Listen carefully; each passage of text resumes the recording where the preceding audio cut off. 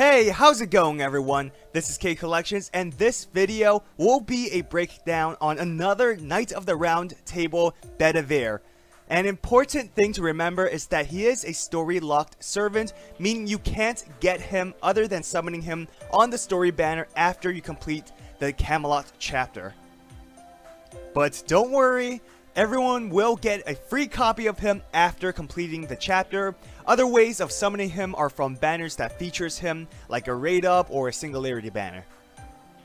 Here are his stats. Pause the video if you like to look at any specific numbers. He does have the highest attack out of the 3-star Sabers, but the lowest HP matching Caesars.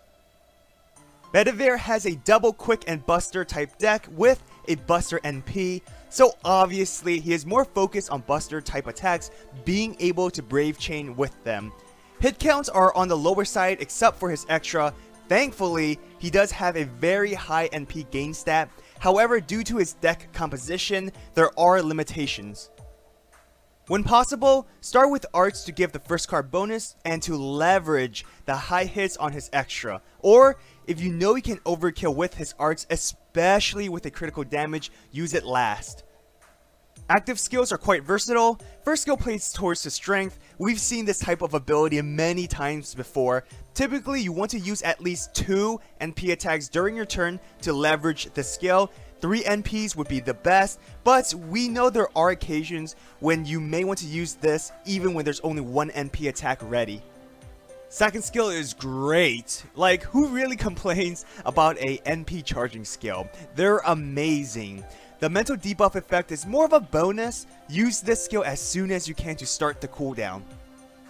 Third skill offers support to your team. I only wish it lasts a bit longer. Being only 1 turn, you may want to save this for key moments in battle.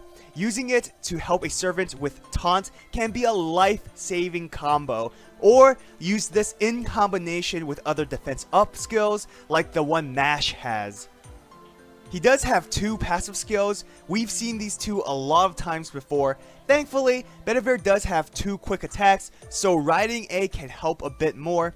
His Noble Phantasm is very straightforward. It's meant to deal damage to your target, nothing more, nothing less. Thanks to the buff in Buster, it's very important to Buster Brave Chain to make the most out of his attacks. CE recommendations: Golden Sumo is one of the best choice, especially when everyone should have this already. Keyword: should. Otherwise, start grinding now. With his NP charging skill, you're looking at 60% NP charge turn 1. 80% when max limit broken, which again, most people should have. 0 over is another choice if you want to focus strictly on his buster performance. After party order is a limited CE, but if you have it, that's great as it enhances majority of his attack cards. And lastly, these are more of a budget CE because I understand not everyone has 5-star craft essence. Codecast is great, but after 3 turns it's useless other than giving stats increase. Sound of Destruction is a 4-star version of 0 over, and for whatever reason, if you still have Crimson Black Keys, it can help. If not, you can get it through the Friend Points banner.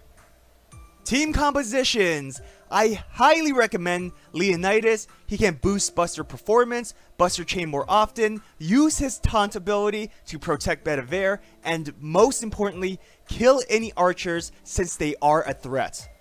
Nightingale is another good choice for more or less the same reasons. Boost Buster performance, kill archers, and heal Bedivere when necessary. Lastly, Anderson is also helpful, though there may be some inconsistency with attack cards, but he can buff attacks, heal him, and stack the defense buff to lessen damage even more. My final thoughts on Bedivere: he's a very simple servant, there's no complexity in using him, but that's not a bad thing. The main focus is using his MP as much as possible, ideally Buster Brave chaining. Thankfully, he has 2 skills that helps him in this role. One increases NP damage and the other charges his NP gauge. I personally love the synergy there. He also has a team defense buff which can save lives. Few weaknesses: his deck and hit counts are a bit inconsistent for NP gaining, but he does have great NP gaining stats, so it's not a huge problem. Most of his skills last only one turn, so timing is everything. Lastly, he is story locked like I mentioned before, so you probably won't have him at NP5 right away, meaning he won't be at his max potential. Heck, I only have one copy of Coup Caster, which was free, and I still don't have Caster Jills, but I don't roll on the story banner, so I can't complain.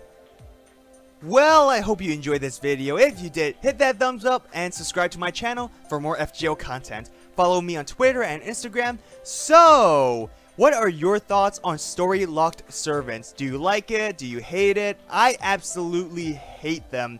It's because they're basically limited servants if you don't roll on the story or singularity banners. I wish I can get spooked by them, but sadly, that's not the case. As always, have an awesome day. Till next time.